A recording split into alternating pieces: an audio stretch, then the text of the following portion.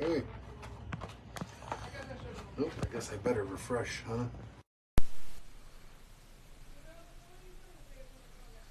See if, there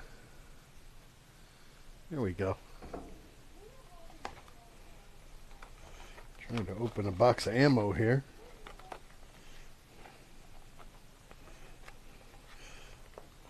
Cut all my fingernails off, and now...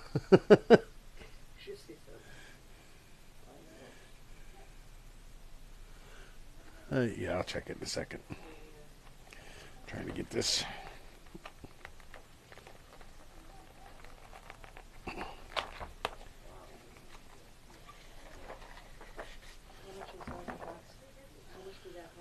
This box of it?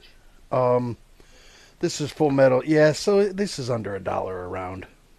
This is full metal jacket. 350 Legend. It's probably 75 cents around. Something like that. 15, $18 a box for a box of 20. Something like that. 223s and 556 are in the 40 something cents around now. 9 millimeters down to about 25 cents around.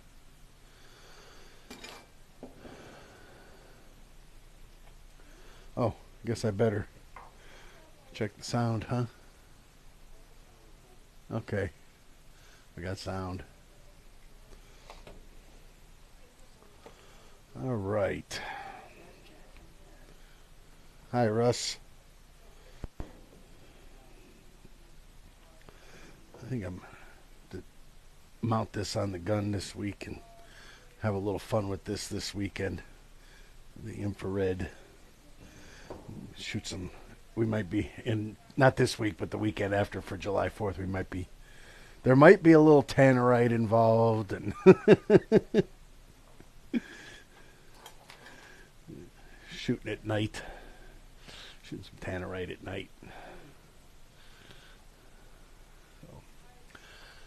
All right.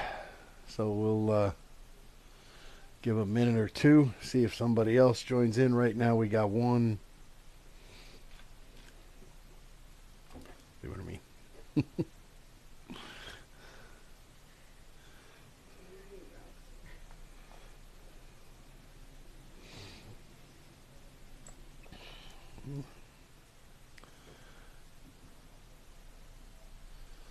All right, so I guess we'll get started. They can watch it later. Cleaning up a little bit. Wasn't here last week. I was in Oklahoma at the POMA conference. See some pictures and stuff start getting posted here pretty soon from that.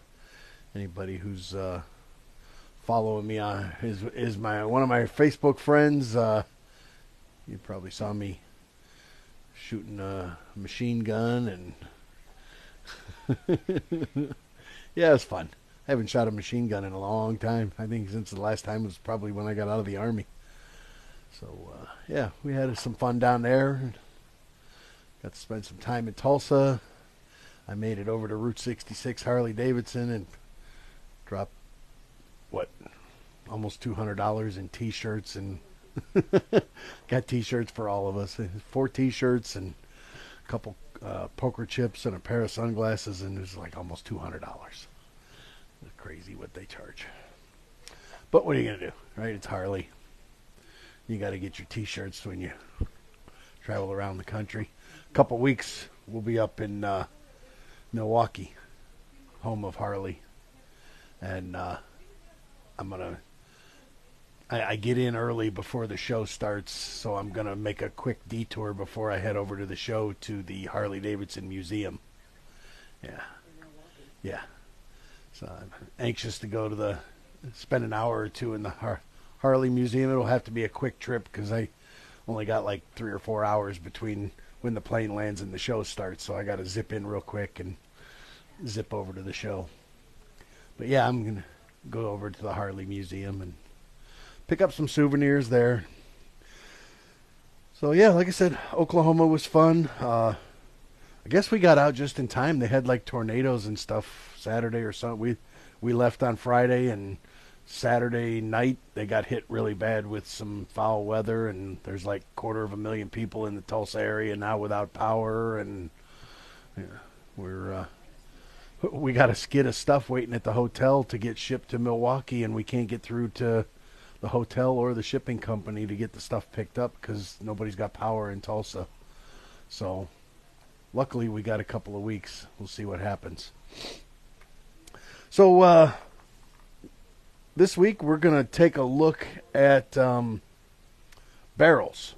We've been talking about all the different parts of our AR, kind of breaking it down, and we're going to talk about barrels and not so much different manufacturers.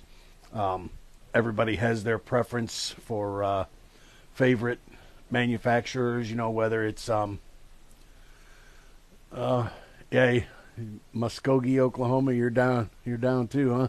Yeah, Muskogee wasn't real far from where we were. We were in Broken Arrow, right outside of Tulsa. So yeah, Muskogee wasn't far. And a friend of mine, he stayed after the show, and he was up by one of the lakes, something called Monkey Island or something like that. And they got hit really hard. Trees down in the yard at his friend's house, and it got bad pretty quick there over the weekend. So we got out. We got out just in time. We might have been stuck there for a while, and we'd probably had to rent a car and drive home.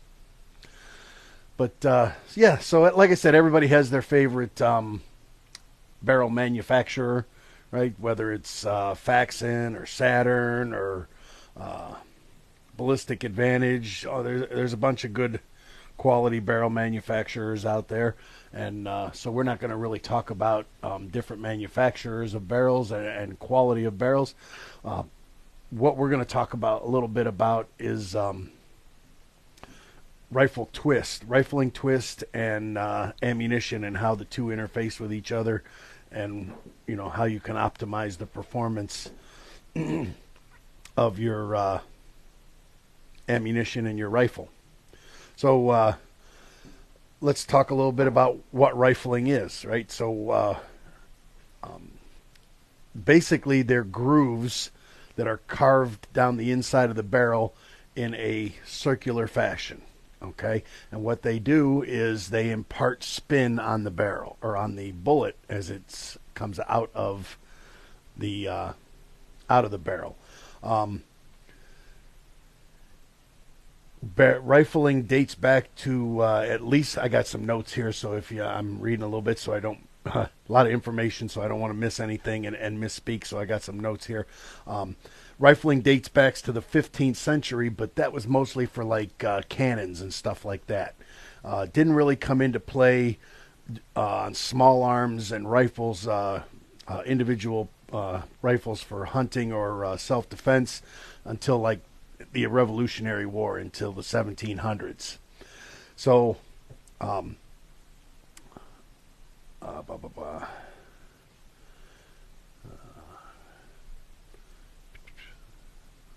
okay, how rifling works.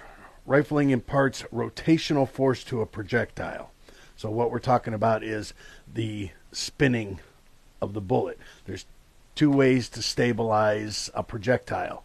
One is by spinning it, and the other is with fins. Think of an arrow, right? An arrow is round, and it has fins on the back of it that stabilizes it, and also at the same time gets it spinning a little bit. So that's what stabilizes an arrow, is the fins, and also gets it spinning. So you have a two-factor stabilization there, but you can't put fins on a bullet, right? Doesn't make a whole lot of sense. Doesn't, not real practical. So what they do is they rifle the barrels, and it imparts spin on the bullet. This provides gyroscopic stability to the bullet in flight, and kind of like throwing a football, right? When you see a quarterback, he's pressured, and he lobs a football side, and he's in a hurry, whatever, and it starts tumbling, whatever. It doesn't go real far. But when he gets a good throw, right, and that thing's spinning, it looks like it's just flying through the air and not moving. You know what I mean? There's no wobble to it, and it lands right where it's supposed to. It travels further. It's everything happens the way it's supposed to happen. So you think of it like a football. That bullet is like that football. So there's two things that you're looking for when you're stabilizing that bullet, and that is the center of pressure and the let me turn my notes over here. So you have the center of pressure and the center of gravity, okay? And this is what we're looking at here. We have center of pressure and center of gravity, okay?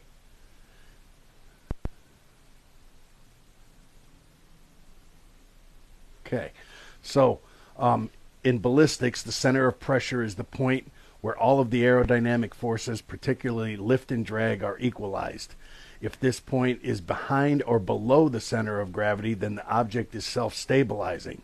This is why fin stabilization works so well, since it pulls the center of pressure much further rearward. It pulls it in behind the center of gravity. Okay, so if the center of pressure is in front of or above the center of gravity, as it is with a bullet, then the lift and drag forces induce a torquing effect, and the projectile wants to tumble end over end. So the back end of the bullet wants to pass up the front end. Okay, so the bullet starts tumbling, and that's when you'll know that's happening when you look at your target and you see the shape of a bullet going through the target sideways. You don't get a round hole, you get the shape of a bullet like this going through the target sideways. Okay, that's tumbling or keyholing, as we call it. When someone says their bullets are keyholing, they're going through the target sideways. So there's a couple things that cause this. One, either your twist rate is drastically mismatched to the weight and length of your bullet, or your barrel is shot out. Your rifling is, the inside of your barrel is so worn that the grooves are no longer affecting the bullet the way they should be. You've shot too many rounds through your gun, and the other thing is, maybe just poor quality or poor workmanship. I've seen brand new barrels that had issues, and they sent them, and things happen, right? Things happen in manufacturing, tools wear out, so on and so forth. You're supposed to catch that in quality control, but escapes happen. So I have seen brand new barrels that had all kinds of issues with accuracy, and it just turned out to be a bad barrel. It happens. Maybe the bullet, the hole through the barrel is oversized. Maybe the rifling wasn't deep enough. Could be a host of things. But so how do you?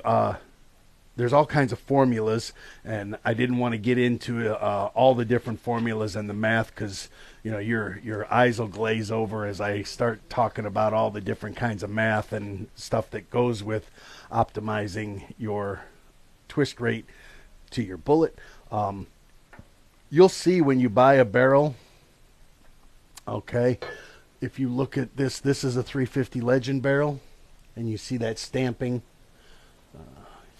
Zoom in there, okay, right? Okay, so you have 350 Legend 1:16. Okay, what that means is the caliber of this barrel is 350 Legend, and the twist rate is 1 in 16. So what does 1 in 16 mean? So it means that there is one complete revolution of the rifling in 16 inches. So this is an 18-inch barrel. So let me use this one as an example, because this is a 16-inch barrel. Same thing, 350 Legend, 16-inch barrel. You have one revolution, the starting point and ending point of this one single rifling groove is the same front to rear. Okay, so it's made one complete revolution in 16 inches. That's what the 1 in 16 means. When you see 1 in 7, that means there's one revolution every 7 inches. So in a 20-inch barrel, there would be almost 3 complete revolutions of that bullet before it leaves the barrel. So, what does that mean? Does the bullet then continue to do 3 revolutions every 16 inches that it travels? No.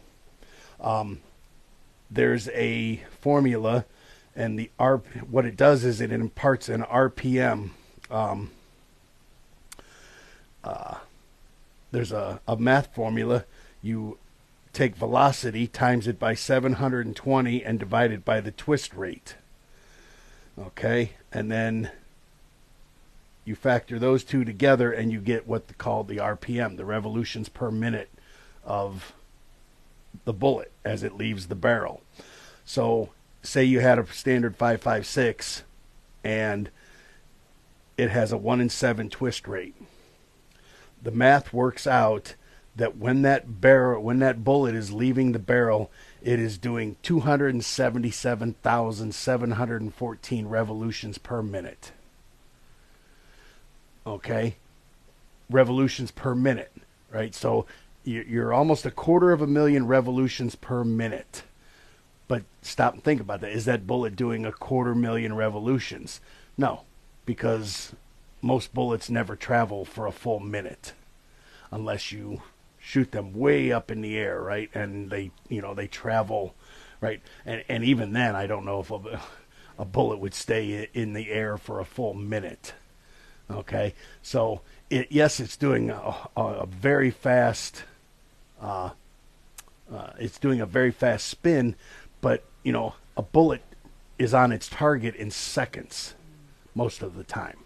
So maybe it does a couple thousand RPMs. It does a couple thousand revolutions before it hits the target. Okay, so it sounds like a big number, but does it ever get there? No, probably not.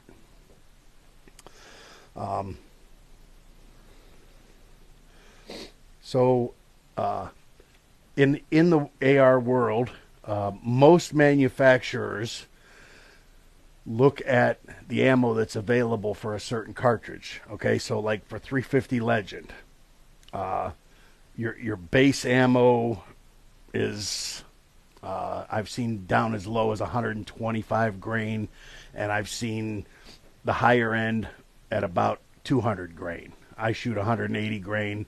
I think there's some even that maybe go 250. Your barrel manufacturers are going to take all the different types of ammo that are out there, and they're going to look to develop the twist that works best with the majority of ammo. Okay, so there might be an outlier here or there.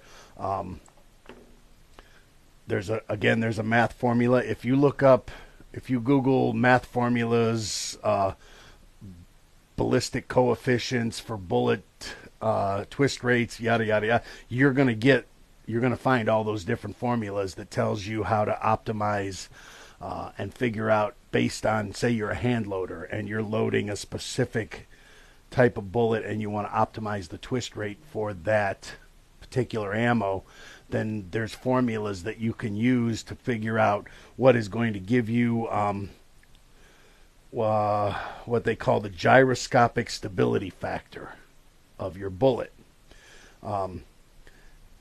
Any value below 1 is unstable, between 1 and 1.3 is marginally stable, and anything higher than 1.3 is stable. These stability values are assumptions based on generic bullet designs.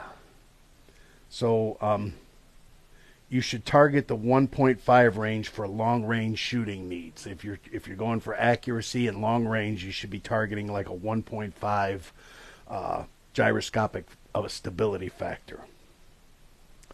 The other side of that is underspinning is going to give you that keyholing effect because your bullet is not spinning fast enough. This is why AR pistols, right, in the 7-inch range, I have a 7.5-inch AR-15 5.56 pistol, and if I use 55 grain ammo, I get the occasional keyhole on it because the 1 in 7 twist is optimal for that. Is a good twist rate for that weight of bullet, but the problem is that the barrel is so short that the bullet doesn't have time to stabilize. It doesn't get enough time before it takes off into that crazy spin, right? That it's not stabilizing itself. You need the longer barrel is going to give you more stabilization, more spin, and more of that gyroscopic stability factor. The 7.5-inch keyholes on me probably 1 out of 5 rounds in the 55 grain, but if I step up to 62 grain, it's perfect. By adding that extra 7 grains to the bullet weight, it helps it stabilize itself because it's heavier now. So you would go with a slower twist rate for a heavier bullet, but you don't have to go with the slow. You just want to go with a heavier bullet to slow it down because of the shorter barrel, if that makes sense. Okay, the shorter the barrel, the heavier the bullet to give you stabilization. The longer barrels are much more forgiving. Overspinning and the terminal effect. So, can you overspin? Can you get a bullet spinning too fast and it will destroy your accuracy, just like underspinning, right? If it's too slow, the bullet's going to keyhole and fly all over the place, destroy your accuracy. Can you overspin it? You can. You might do what they call spin, drift, and yaw. Okay? So if you're spinning a bullet too fast, and especially at long distance, it might tend to say, it's spinning this direction, that yaw or spin drift is going to want to pull the bullet this way because of the way it's spinning, right? And as it starts to slow down and lose velocity, that is going to want to pull that bullet in the direction that it's spinning. Okay, there is a possibility of that. There is also a possibility of what they, call, let me see, what are they? So if your bullet is, let's say, not very well manufactured, or it's a very light bullet with a very thin metal jacket, and you overspin it, there is a possibility that it could destroy itself in flight, and it basically just comes apart. It ends up destroying itself because it's spinning too fast. It's too light and it's spinning too fast. And if the metal jacket on it is not thick enough, there is a possibility of that. But it's pretty rare. You're talking about getting down into the 45, 42 grain varmint ballistic tip type bullets. And if you get them spinning too fast, you could get self-destruction in midair.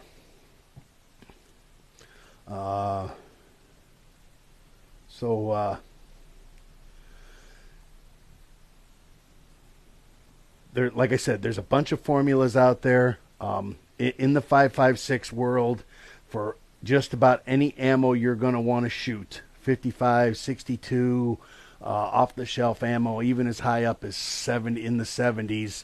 That 1 in 7, 1 in 8 twist that comes on just about every AR out there is perfect for that platform. It's going to shoot anything you want to shoot out of it. A 1 in 7 twist is 1 in 8 twist is going to shoot any ammo you want to shoot out of it, and you're not going to have accuracy issues. I was shooting this past weekend. I was hitting a softball size steel plate at 200 yards with a red dot, with a 1 in 7 twist barrel, with PMC full metal jacket, 55 grain ammo. So, if I can hit a softball at 200 yards with a red dot, plenty accurate. Okay, so I've told you why rifling exists, to give the bullet aerodynamics and stabilize the bullet, keep it from tumbling end over end. The spin rate, the twist rate of your barrel is going to affect different ammos. And if you look on Google too, you're going to find charts and they're kind of broke down neat. I should have printed one out in color so I could have it for you. You're going to see, like, okay, we've got a 1 in 7 twist, 1 in 8 twist, 1 in 9 twist, 1 in 10 twist, and then they're going to have the different grains of ammo over here. And then they're going to show you that, hey, this twist rate with this ammo is red, not good. Okay, then they're going to show you this twist rate with this ammo is green, which is good, and then they're going to show you this twist rate with this ammo is yellow, which is okay, but you're starting to, it's just like a stop sign: green, yellow, red, right? Green is good, yellow means, hey, be careful, red, don't do it. Okay, so there's a bunch of charts out there for all the different kinds of ammo with that red, green, yellow that's going to tell you that, hey, this twist rate is perfect for this type of ammo. Again, like I said, you want to find that sweet spot if it's a range gun and you're going to be putting all kinds of different kinds of ammo through it. You want to find that barrel that is in that sweet spot that says, I can handle all of these different kinds of ammo, right? And you're gonna want to look for that twist rate.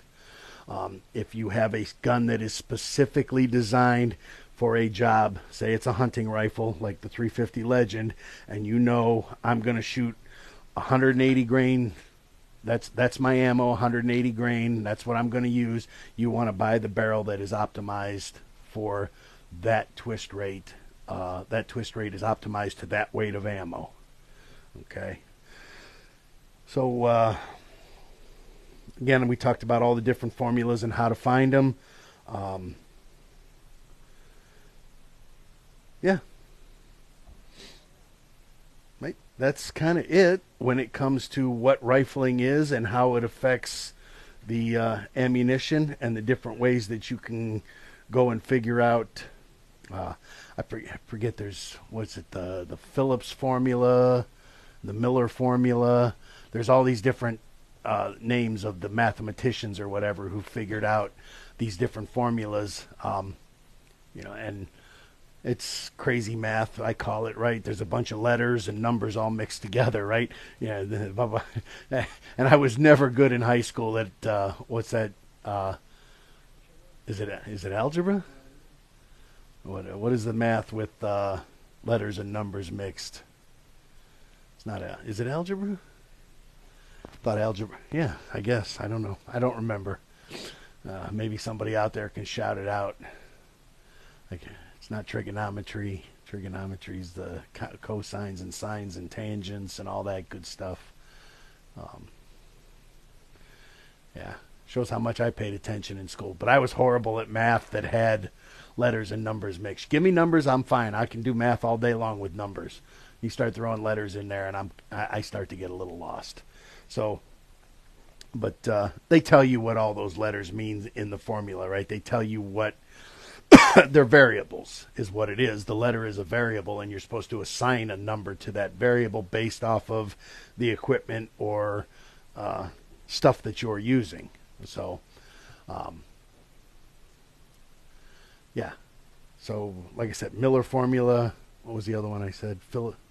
Phillips formula. I think that's the name of them. If you look those up, they're going to tell you how to figure out the best twist rate for the setup that you've got going on.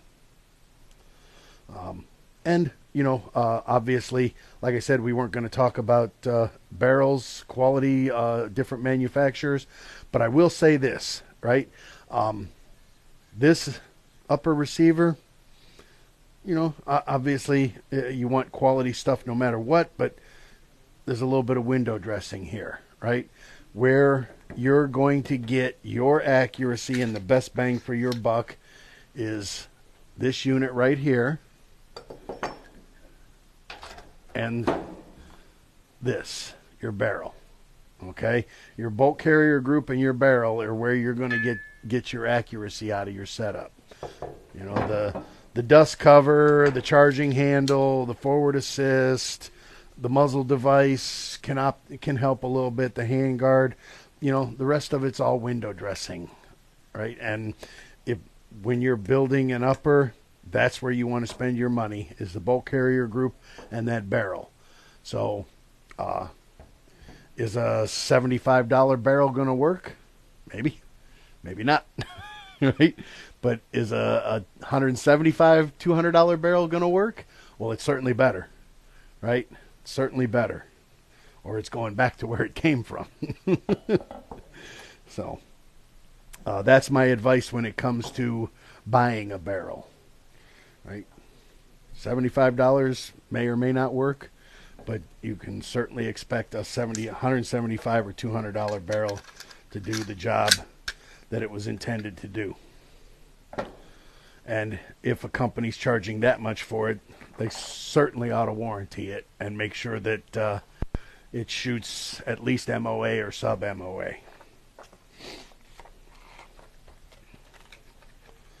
All right, I'm going to put that away. Okay, that's barrels, that's twist rates, and how to figure out how to optimize your ammo twist rate barrel setup. If anybody has any questions, you can obviously contact me and send me an email or shoot me a message on here or something, and I'll try to help you any way I can. I don't know everything about everything, but I can certainly get on Google and find the answers to try to help you out. So, all right. Next week, we're going to take a look at buttstocks and buffer tubes and buffer weights and buffer springs and all the good stuff that helps mitigate recoil and reload your weapon, and all the thing what you're putting into your shoulder and what you're going to feel when you pull the trigger. So we're going to take a look at buttstocks and buffer weights and buffer springs, and we'll probably harken back a little bit to gas blocks, right? Using that adjustable gas block to also help with that, and the different things you can do to lighten your recoil that you feel in your shoulder. I was amazed. We were shooting I took my suppressor to Oklahoma, and I did quite a bit of shooting with the suppressor, and really amazed at how much that mitigates recoil. Really was impressed with the softness of the way that gun shoots with the suppressor on it. It's like shooting a 22. Sounded like a 22, felt like a 22. It was really cool. But yeah, everybody was having fun with it. Everybody wanted to shoot the suppressors. We had a couple guys next to us. They all had suppressed guns, so everybody wants to play with the suppressors, especially the guys that were coming from states where they're not allowed to have them. So that's what we'll talk about next week. Let me see. This clock on the thing still says 8:15, so it's 4:25. So we're good. Yeah, that's about all I got for this week. And look for the pictures from Oklahoma to start popping up on our social medias, and some videos of some different stuff we got going on. We donated and auctioned off a gun that got shipped out this morning, heading to Montgomery, Alabama. Guys bought won the 350 at auction, and he's going to use it to hunt some hogs down there in Alabama. So he's excited about getting that. Yeah, that's it. That's all I got for this week. We'll see you guys next week. Thanks for being here. Remember, you don't have to be an expert to build your own AR, to upgrade it or maintain it. We're here to help you do that. We'll see you guys next week. Thanks.